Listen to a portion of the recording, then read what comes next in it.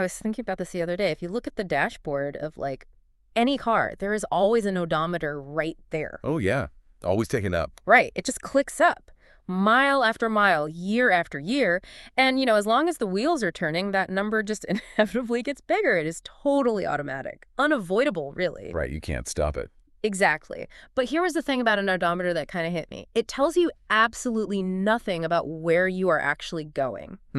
That's true. Like, you could be driving cross country on this grand adventure, or you could literally just be doing donuts in a vacant parking lot for a decade. I mean, the odometer doesn't care. It just measures time and distance. That's a brilliant way to picture it, honestly. And it directly mirrors this huge trap we fall into when we think about human development. How so? Well, society generally assumes that the psychological odometer, which is just aging, right, automatically equates to forward progress. Like older equals wiser. Exactly. We tend to conflate growing older with growing wiser, and we completely ignore the fact that, you can age 50 years without actually maturing past your teenage emotional baseline. Oh, wow. Yeah, that hits hard. Okay, let's unpack this. Because today, for you listening, we are exploring the ultimate inward journey, what it actually means to become fully human. Which is such a massive concept. It is. And to be clear, we aren't talking about biology here. Like, we are all born biologically human. The landscape we're exploring today is psychological, emotional, and moral development. Right. The internal stuff. Exactly. It's the question of how a person intentionally moves from just, letting the clock tick to actively changing their default reactions to the world. So if you've ever felt that itch for continuous growth, we're going to dive deep into the neuroscience, the philosophical frameworks, and the hidden architecture of your daily habits. It'll completely reframe how you view self-improvement. I love this topic because historically, our big milestones are heavily defined by outward searches. I mean, we search for fire, we built ships to cross oceans, we split the atom. Right. We split the atom to understand physics. But the most consequential frontier isn't geographical. It's not microscopic. It is this inward journey. Because the odometer just ticking isn't enough. Right, because if psychological maturity doesn't arrive automatically with just the passing of time, we have to isolate the variable that actually drives it. Yeah. And there is a really profound idea we need to anchor on from the source material here. Lay it on me. Age measures time, but wisdom measures attention. Wisdom measures attention. Attention to what exactly? Attention to reality, attention to ourselves, and attention to others. I want to drill down into the mechanics of that because, it sounds almost poetic, right? Wisdom measures attention. But how does that actually work under the hood? Like if I start paying closer attention to, say, my own biases or how I speak to my partner, what is physically happening to make me wiser? This is where we look at the actual mechanics of neuroplasticity. Because for a long time, the dominant belief in neuroscience was that the human brain kind of just reached maturity in your mid-20s. And all downhill from there. Pretty much. Yeah. From then on, it was just this slow, inevitable decline. You had the hardware you were dealt, and that was it. But we now know the brain is this lifelong, meaning-making machine. So it keeps changing. It adapts structurally based on what it processes. There's this foundational principle in neuroscience called Hebb's law, which states that neurons that fire together wire together. Meaning the physical structure of the brain literally changes based on repeated action. Not just action, though. Repeated thought, repeated attention. So when you focus your attention on something, let's say you actively practice empathy in a really frustrating situation, a specific network of neurons fires. Okay, I'm with you. And the more frequently you force that specific network to fire, the brain responds by wrapping those neural pathways in myelin. Myelin, what is that? It's a fatty substance that basically acts like insulation on an electrical wire. It makes the signal travel faster and more efficiently, so the brain literally becomes what it practices. Oh, wow. That actually makes me think of a digital algorithm.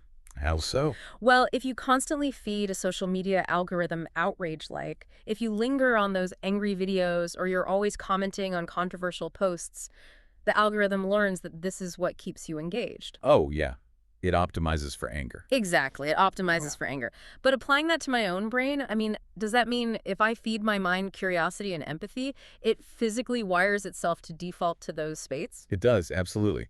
That algorithm analogy captures the compounding nature of attention perfectly. If you practice empathy, The myelination of those neural pathways makes understanding others your path of least resistance. It just becomes easier. Right, it becomes your default unconscious response rather than something you have to actively force yourself to do. But the reverse must be true then. Exactly. Conversely, if you chronically practice cynicism, your brain will optimize for cynicism.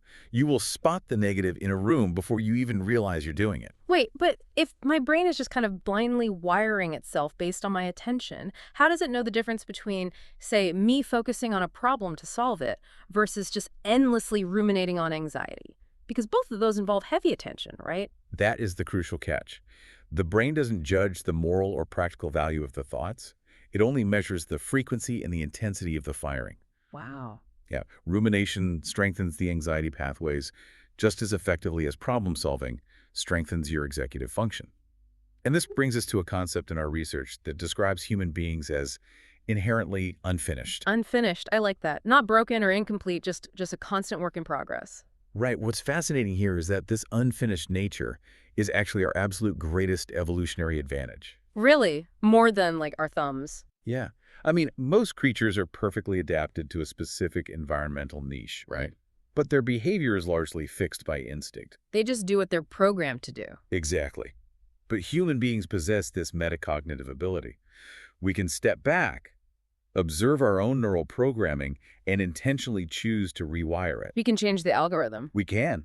We can examine our assumptions, we can revise our beliefs when we get new evidence, and we can imagine futures that completely violate the patterns of our past. Which sounds incredibly inspiring on paper, I have to say. But playing devil's advocate for a second here, Go for it. this framework introduces a very modern problem. If our brains are constantly adapting and we are perpetually unfinished, doesn't this constant need to actively rewire ourselves become exhausting? I mean, isn't becoming fully human just setting ourselves up for this completely unattainable ideal? I mean, it sounds like a recipe for total burnout if you view it through the wrong lens. Because we see this all the time with the pursuit of wealth and status, right? The classic treadmill of accumulation.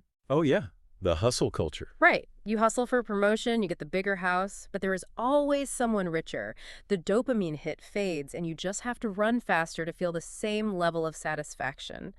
Psychologists call it, what, hedonic adaptation? Hedonic adaptation, yeah. So if I apply this relentless growth mindset to my character, aren't I just swapping the wealth treadmill for a self-improvement treadmill, just endlessly chasing some perfectly optimized version of myself? It's a very common trap.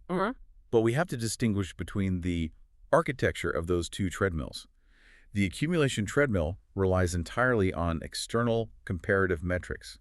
By definition, it has no endpoint. Because status is relative. Exactly. You can never arrive because the goalpost is tied to what other people possess. Okay, so what about the self-improvement treadmill? Well, becoming fully human is fundamentally different because it is not about an external destination or even an ultimate internal destination. It is entirely about the direction of travel. The direction. Okay, here's where it gets really interesting for anyone listening who feels totally fatigued by the relentless self-optimization culture we live in today. Yeah, it's exhausting. The mindset shift here is massive. The goal isn't achieving a state of perfection. The question to ask yourself isn't, have I arrived at peak empathy? Right. The question is simply, am I growing in the right direction? And taking that pressure of arrival off the table changes the biochemical reward system entirely. Traits like curiosity, intellectual honesty, and compassion, they aren't milestones. You just check off a list. You don't get a certificate. Right. You don't wake up, achieve maximum empathy, and just retire from being a good person. They are qualities to be cultivated daily. Oh, I see. It's like tending a garden rather than building a house. Because a house has a blueprint, right? It gets finished, the contractor hands over the keys, and you're done. Beautiful analogy, yes. But a garden is never really finished. It just requires daily watering, pruning, and, pointing the plants toward the sun. And you cultivate it through those micro choices of attention we discussed earlier. You aren't running toward a finish line. You're choosing your posture for the walk today. I love that. But let's look closer at the actual seeds we are planting in this garden. If we are cultivating traits like curiosity or freedom or intellectual rigor, how do they actually interact within the human mind? Because, I can easily imagine someone taking a good trait way too far. Like, is it enough to just be endlessly curious? It absolutely is not. That's a huge pitfall. Isolated traits, even seemingly virtuous ones, can become incredibly dangerous without counterweights. Yeah, there is a historical pattern here that is hard to ignore, isn't there? Oh, absolutely. Because curiosity alone gave us the ability to split the atom, but curiosity without humility or moral grounding gave us the atomic bomb? Exactly. Knowledge without humility curdles into arrogance. Power without compassion transforms into domination. And individual freedom without collective responsibility devolves into total societal chaos. If we connect this to the bigger picture, we have to look at evolutionary biology and the old blank slate debate. Oh, the idea that we are born as a blank slate. Right. For centuries, philosophers argued whether humans were born entirely blank, meaning we're shaped only by society, or if we're born with fixed, pre-programmed morality. And what does modern biology say? Modern biology tells us it's neither. We aren't blank, but we certainly aren't fixed. Evolution basically handed us a brain with the hardware for profound, selfless cooperation because helping the tribe ensured our genes survive. But it also handed us the hardware to compete ruthlessly, because hoarding resources for ourselves also ensured survival, right? Precisely. We possess deep genetic predispositions for both altruism and selfishness. It is our environment and our conscious choices within that environment that tip the balance. Epigenetics shows us that environmental factors can literally turn certain genetic expressions on or off. So we are the architects of that balance. We are. Think of your character like a massive soundboard in a professional recording studio. Okay, I'm picturing it. You have all these different sliders for different frequencies.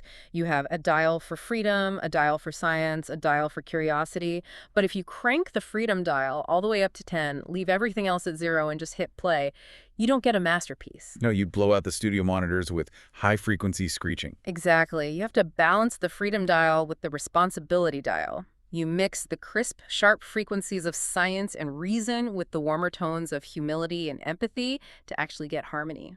The soundboard captures the tension perfectly, because none of these qualities are meant to mute the others. Reason shouldn't cancel out empathy. Confidence shouldn't cancel curiosity. They need each other. Together, they create a balanced internal ecosystem, and nature provides the ultimate blueprint for this. In terms of biodiversity. Yes, a forest ecosystem doesn't thrive because it consists of a single, perfectly optimized type of tree. No, that would be a monoculture. Right, and a monoculture is incredibly fragile. I mean, one specific disease can wipe out the entire forest. A true forest thrives because of its immense chaotic diversity, Different species of plants, fungi, animals. constantly interacting, competing, and cooperating.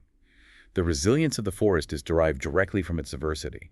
Human civilization operates on the exact same principle. So internal balance within the individual mirrors the need for balance within society. Like we need the hyperlogical engineers to build the bridges, the empathetic artists to create the culture, the cautious regulators, and the disruptive innovators. But, and this is the vital glue here, they have to be united by a shared commitment to intellectual honesty and a shared curiosity about the world.